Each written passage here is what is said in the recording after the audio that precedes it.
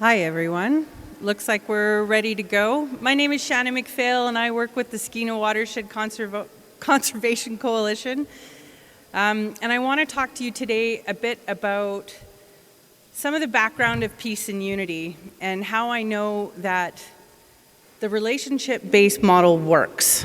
And some people call it a model, some people just call it having good conversation with friends and neighbors.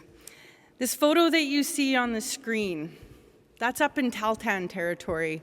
That lake is called Swan Lake.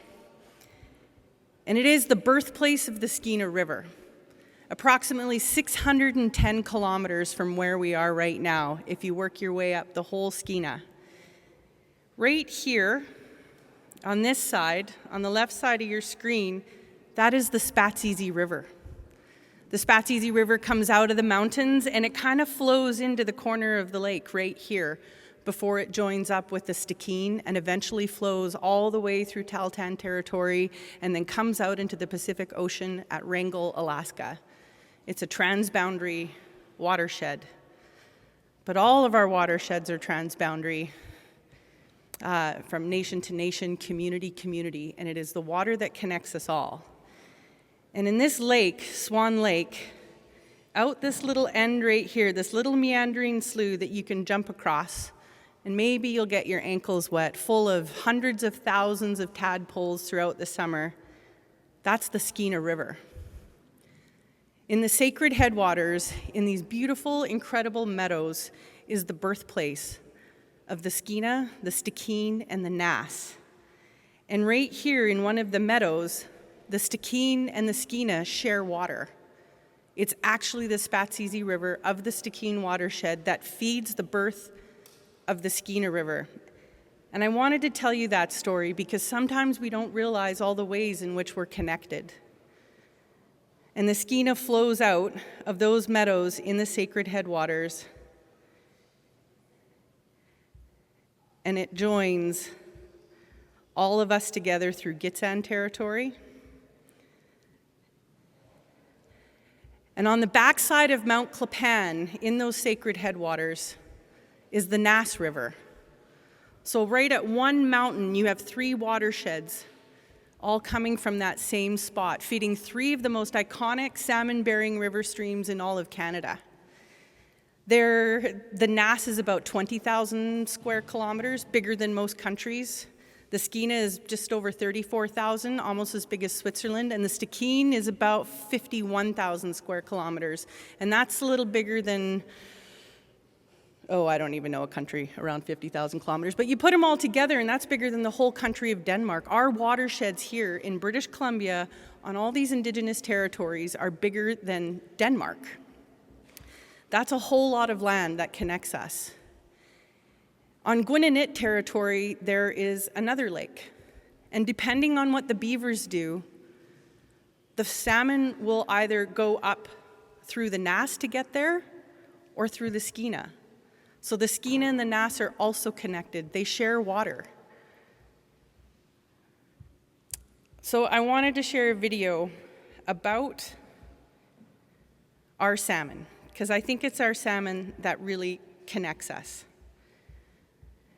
And this video was this video was done by, how do I go full screen here? This video was narrated by more than 50 children from across the region, from the whole watershed. And it happened during COVID. And we wanted a way to keep connecting people while also bringing education out about how are our salmon going to be impacted in a changing climate. And so it was teachers, parents, elders who sent their video recordings of all of these kids coming together to teach us about our salmon. And when we look at the things that we are faced with when it comes to food security, when it comes to being able to get to a better place in the way that we work together, I thought this video might be appropriate because all rivers and streams and lakes, no matter where they start or what the beavers do, they all go to one place, and that is the estuary. If you think of the salmon life cycle from the time they spawn till they make their journey down the river. They stop at the estuary. Then they travel all over, some all the way near Japan, Russia, and they come back and they hang out in the estuary again before making their journey upstream, and the cycle starts over.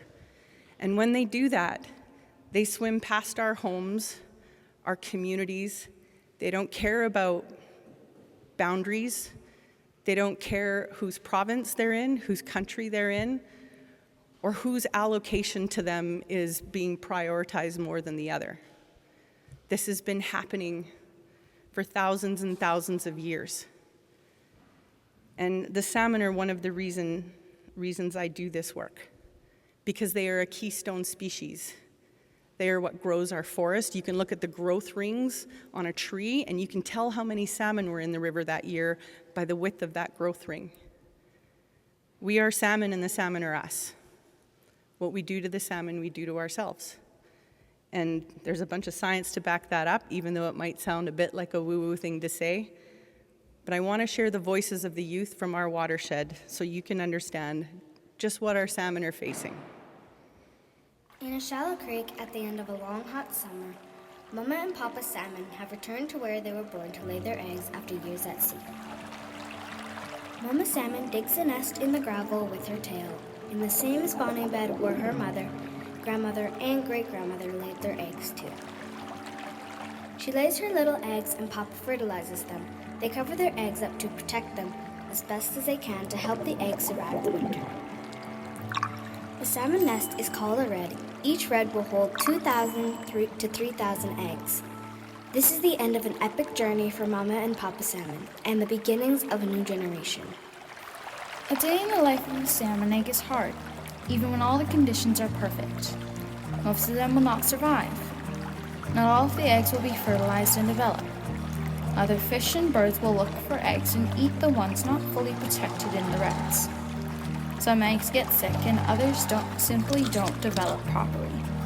And you thought you were having a tough day. Climate change is causing some extreme conditions that have an even bigger impact on salmon eggs. When there's drought, that means when it's hot and dry and the water level goes down. The low water exposes the eggs to air. Sun or fries them dead in the heat. Yay!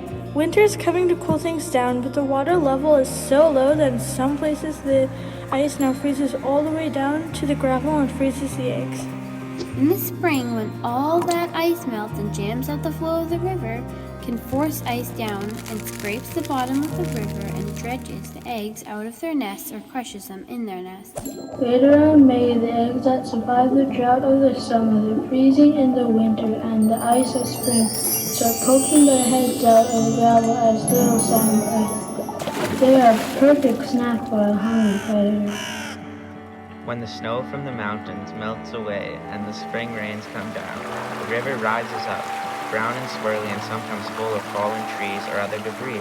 Then the water levels go down and leave little pools no longer connected to the river, full of salmon fry. This leaves them stranded and the hungry birds eat them. The fall rains raises the river again and those stranded pools just might find their way back to the river. But with the drier weather, those little pools dry up, and so do the baby salmon. Depending on the species, the little fry might stay in their home waters for a whole year, eating bugs and freshwater shrimp, and trying to avoid being eaten by just everything else. In the late spring, the fry have grown, and their bodies begin to change. They turn a bright silvery color, and something tells them it is time to leave their home lakes, rivers, and streams. The fry have turned into smolts, and it is now time to move out of their freshwater habitats and discover the big, bold world. They go with the flow, heading downstream, following their tributaries into the Skeena River, journeying all the way to the Pacific Ocean. They travel at night, in dark and muddy water. When our rivers rise and turn brown, we don't pay much attention to them. But beneath the swirling coffee-colored currents are millions of baby salmon called smolts, making the journey all the way out to the Pacific coast. Which road is Popsicle stand? Who's in for beach parties? It's a long way out to the ocean, and the journey can take at least a week. The fish come from Babine Lake, or the Klutantan, the Maurice, the Estuary, all the way from the sacred headwaters, from all their home tributaries throughout the Skeena watershed, joining the millions of other juveniles making the same migration. I'm hungry. I dare yet. Meet you at the estuary. Good luck, buddy. Dolly found and like to follow that out migration because they love getting these little tasty salmon. Birds and seals like to eat them too. These little salmon don't stop to eat while they're migrating, so they need to have enough energy stored up to make the trip. It's a long journey. Watch out! If they dodge all the predators, the smolts still may get caught in culverts that act as fish traps, or behind beaver dams that act as barriers, or in water around cut blocks or landslides that are so silty. Their gills clog. But some will still make it all the way to the coast. Transformation! Smolting is the process of freshwater salmon fry becoming ready to live in saltwater. Somewhere downstream of Terrace and Kitson-Kalem, the fresh water from the river starts to mix with the salt water from the ocean, and the fish have to change in all kinds of ways. Their bodies change from a freshwater creature to one that can live in saltwater. The physiological transformation is amazing, kind of like us humans learning to breathe on Mars. They also have to adjust to the way the tide moves instead of the way the river flows. They have to learn how to avoid new predators, find new food sources, and a place to stay safe. All of our little Skeena salmon have one destination, Estuary. This is the one place that every single salmon of every part of the whole watershed goes. It's like a feast, a party, a family reunion. The salmon have come from the Kispiox, the Kalem, the Copper, Examshiks, Kluitantan, Babine, Bulkley, Maurice. There are Lake Babine Nation fish, Teltan fish, Wet'suwet'en fish, Gitsan and Tsimshian fish. Fish from all these nations and all these lakes and rivers. The smolts all come together at Lilu Island, and most go to Flora Bank. They live here for a few weeks or a few months, feasting and growing in this incredible place, preparing for the next stage of their epic journey in the whole estuary. Flora Bank off Liu Island, the smolt's favorite place to be. The conditions at Flora Bank have evolved naturally over thousands of years to be precisely perfect to protect and feed the young fish when they need it most. Flora Bank has 25 times more juvenile salmon than anywhere else in the entire estuary. Flora Bank is an ancient deposit of river and silt left over from the last ice age. It's held in place by a perfect balance of the ebb and flow of the tide and river. This creates perfect conditions for eelgrass to thrive, and eelgrass is home for the copod, zooplankton, and invertebrates that salmon need to grow big and strong. Bigger, stronger smolts last longer and have a better chance of survival. Fertile eelgrass flats also give a safe hideout for the smolts while they fully adapt to saltwater. Climate change and industrial activity affect the estuary in big ways. They create changes to the water temperature, and currents emit sound, and light pollution reduces habitat and threaten the delicate balance that makes the estuary what it is.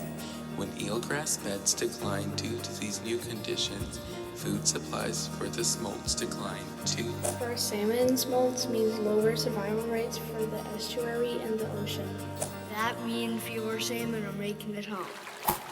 The estuary is the heart of the salmon journey, the center of it all. And we are!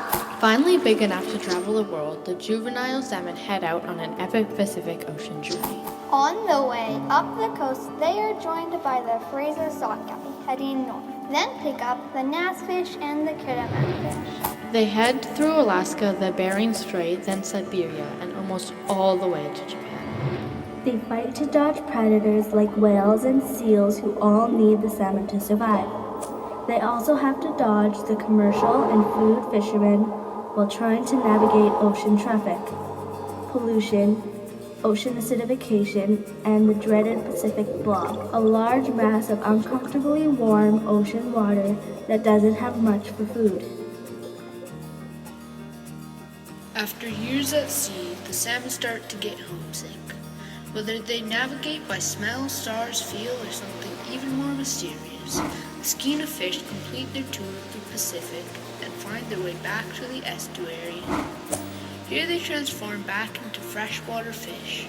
Of each 50 young fish who left the estuary, 4 may have returned. Fully mature now, they are ready for the last journey of their lives. As soon as they hit fresh water, their bodies start to shut down and decay. They don't have much time to get back to their spawning ground.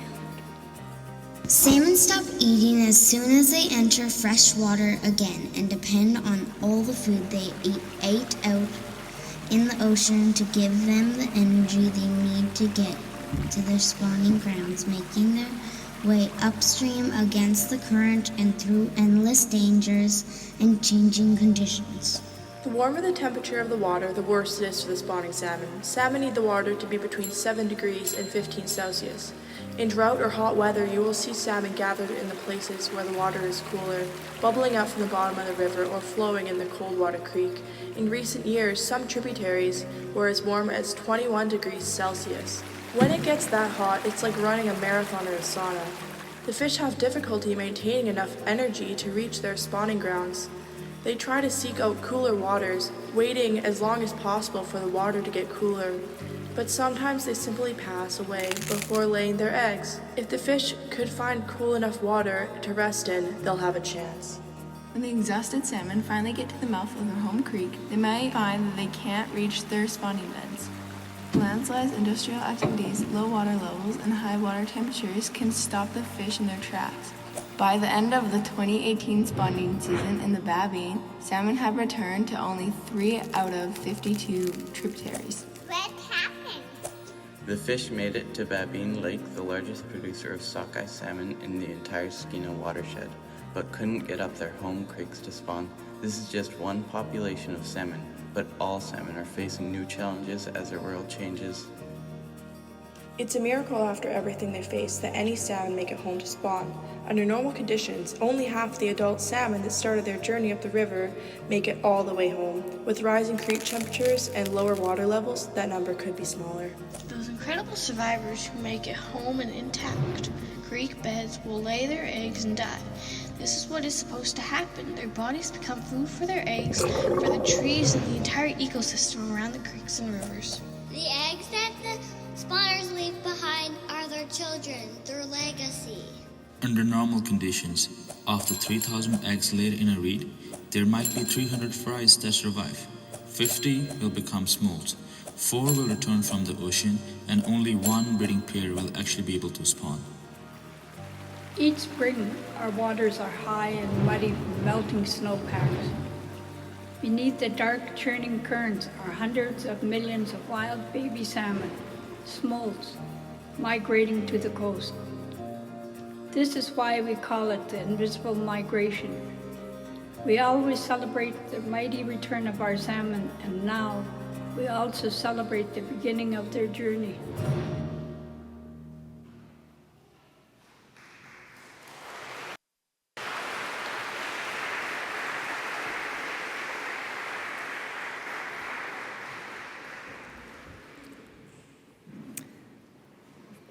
Oh, let me get rid of that.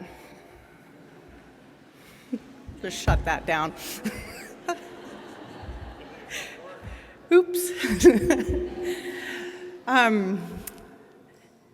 The Skeena Estuary is the one place that all of our salmon from this entire watershed go. And it's really cool to be here in that one place where they all come from. And it seems fitting that this is where the Peace and Unity Summit is, because it is the salmon. We followed the salmon here as they make their way down and then make their way back up. It needs all of us. It needs those of us who have territories in the lakes where the salmon spawn. It needs those of us all along the route of the salmon to protect their habitat and to keep those cold feeders protected.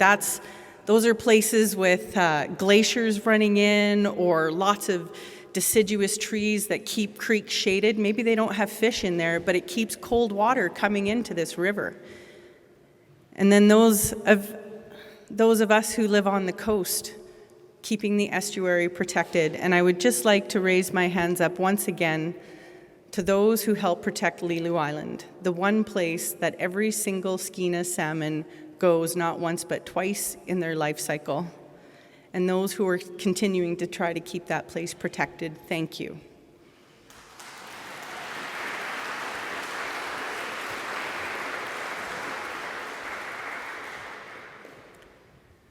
When we look after the salmon, we are looking after ourselves. And when we sit down to figure out and make really difficult decisions, I would like you to keep the salmon at the center of your decision making. The salmon owe us nothing, but we have taken a lot from them. And when we start making decisions about who has rights to those salmon, who gets to destroy their habitat or build massive industrial terminals in the one place that they need to survive, let's put the salmon at the center of that decision-making table and not ourselves. Because when we put the salmon at the center, we are putting ourselves at the center. Not foreign shareholders, not governments or politicians, but us, the people who call this place home. Thank you.